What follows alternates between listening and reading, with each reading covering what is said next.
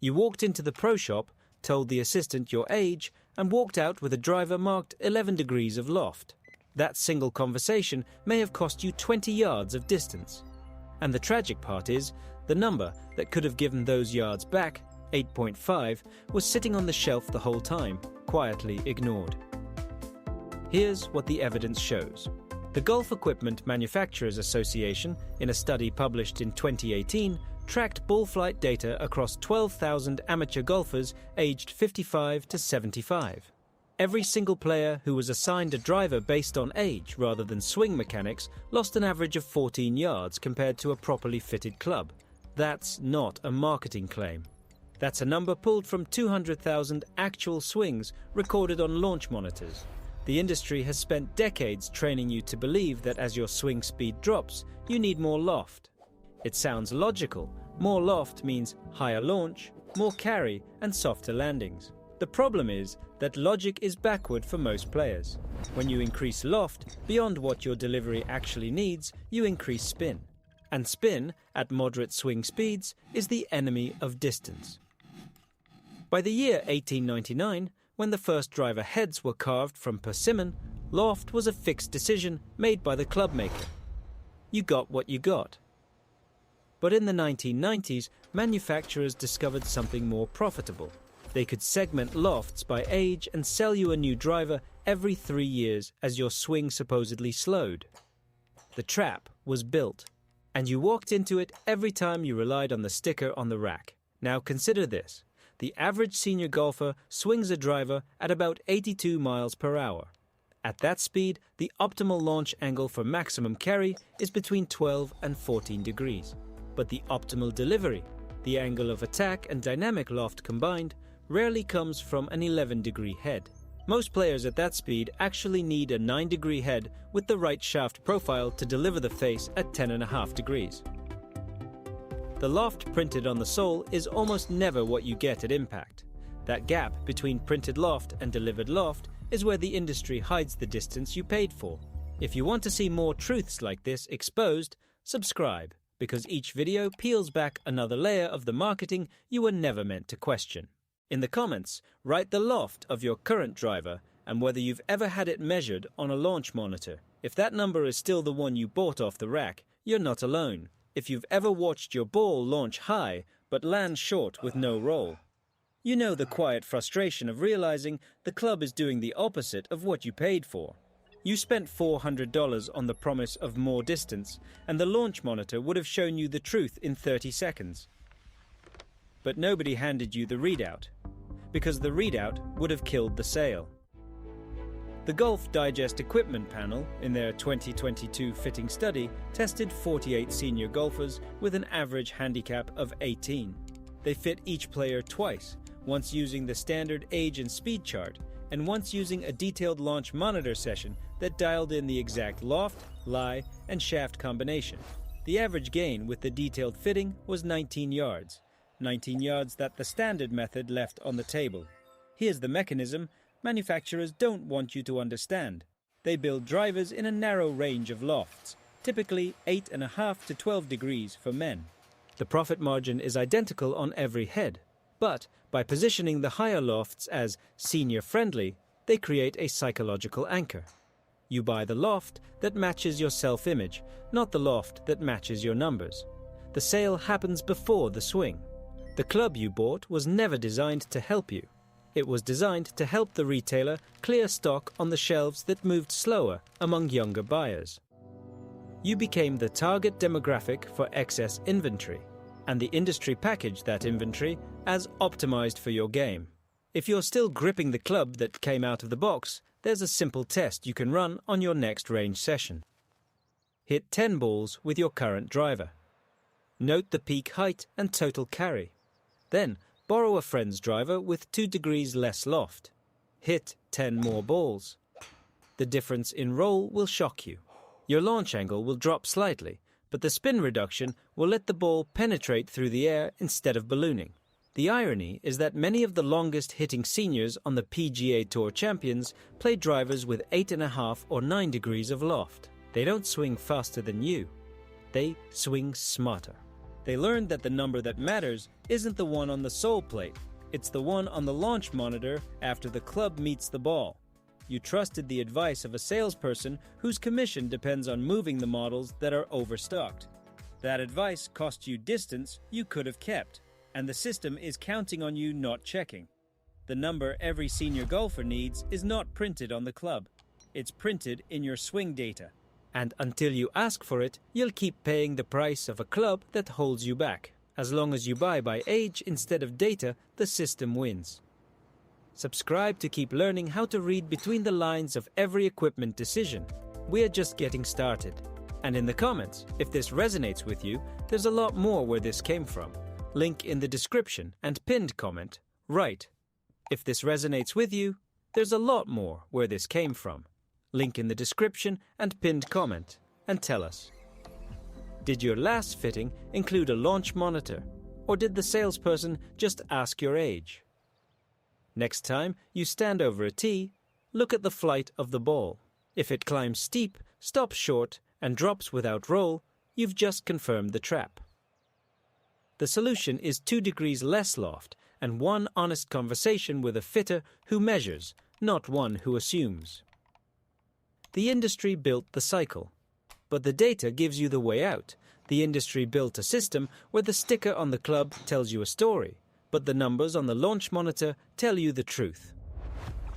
And the gap between those two stories is exactly where your distance disappeared. You paid for a narrative that as you age, you need more help getting the ball in the air. But the physics of the golf swing doesn't age the way the marketing does. Consider how a driver actually works. At impact, the club head delivers a combination of loft, attack angle, and face angle. The loft printed on the sole is the static loft, the angle of the face relative to the shaft when the club sits flat on the ground. But dynamic loft, the actual loft presented at impact, depends on how you deliver the club.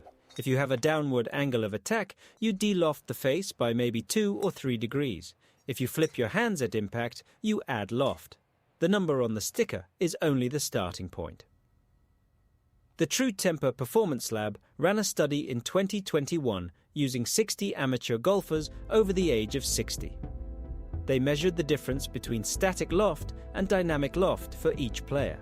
The average player in that group delivered the face at 2.7 degrees more loft than what was printed on the club.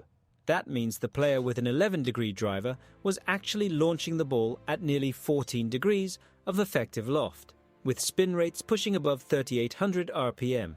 At that spin level, the ball climbs like a balloon, stalls, and drops. The carry distance is 10 to 15 yards shorter than it would be at 2,600 RPM.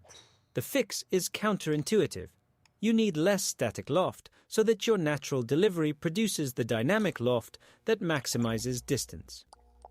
A 9-degree head delivered at 11.7 degrees with the right shaft can produce launch angles of 13 degrees and spin below 2,800 RPM. That combination gives you carry distance equal to your best drives from 10 years ago, plus roll you haven't seen since you switched to the senior-friendly club. The manufacturers know this. They have the launch monitor data from thousands of fitting sessions.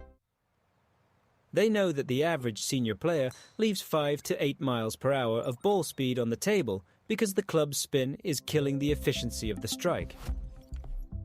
But they don't put that on the packaging. The box says increased launch and forgiveness. It doesn't say thousands of RPM of unnecessary spin. They've known this for years.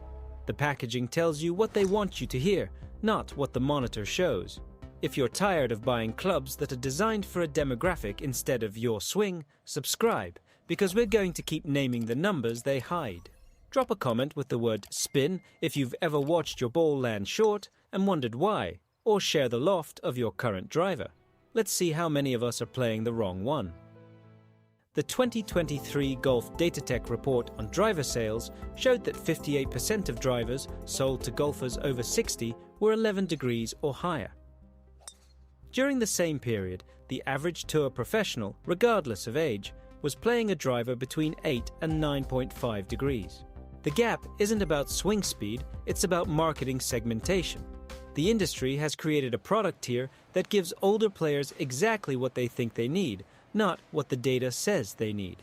If you've ever felt the sting of watching a playing partner who is 10 years older than you hit the ball past you and you couldn't figure out why, you know the quiet humiliation of assuming the equipment was the equalizer. It wasn't.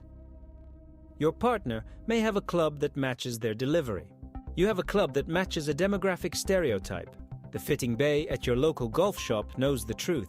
They've seen this scenario 1,000 times. A 62-year-old walks in, hits their current 11-degree driver on the launch monitor, and watches the spin number climb past 4,000. The fitter hands them a 9-degree head with a stiff shaft, and the player instinctively resists. The brain says, "I need help. I'm not strong enough for that."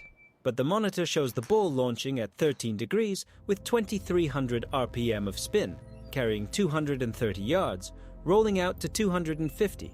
The brain is overruled by evidence. The resistance is natural. You've been told your whole golfing life that more loft equals more distance. And for a certain swing profile, it does. But the relationship between loft, spin, and distance is not a straight line. It's a curve. Beyond a specific spin threshold, every additional 100 RPM reduces carry by roughly 1 yard. A player at 3,800 RPM is losing 8 to 10 yards of carry compared to a player at 2,800 RPM with identical swing speed. The club you thought was helping is actually stealing a full club's worth of distance. That curve is the difference between accepting decline and beating it.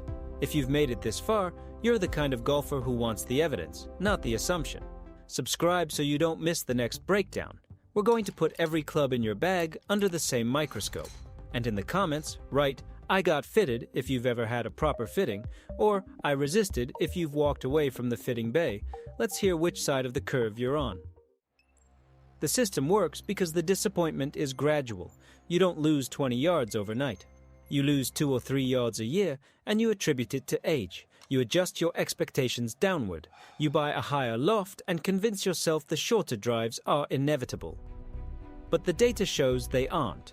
The USGA's own equipment research division published a paper in 2019 demonstrating that a properly fitted driver can restore carry distance to within 95% of a golfer's peak years, regardless of age, provided the swing speed remains above 75 miles per hour.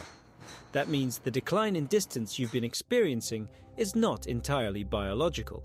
A significant portion is the result of equipment that works against the physics of your swing. And the club manufacturers are not incentivized to fix it. They are incentivized to sell you the next club in a progression that keeps you buying every 3 years. If they sold you the right club once, you might not need another for a decade. The capital reserve of your trust has been quietly depleted. Every time you bought a driver based on age, you invested money in a solution that didn't solve the problem. The total waste over a decade of playing golf can exceed $2,000. Not just in club purchases, but in the lost enjoyment of hitting short approaches from the wrong yardage, the extra strokes from having longer shots into greens, the quiet frustration of watching the ball stop short. There is a reason the fitting industry has grown by 37% over the last 5 years. Golfers are starting to realize that the shelf is a trap. The evidence is too strong to ignore, but the majority of senior golfers still walk into pro shops and accept the recommendation based on nothing more than a birth year. The number that matters is not on the club. It's in your delivery. And until you ask for it, you'll keep leaving distance on the table. The system depends on your silence. The data is your only way out.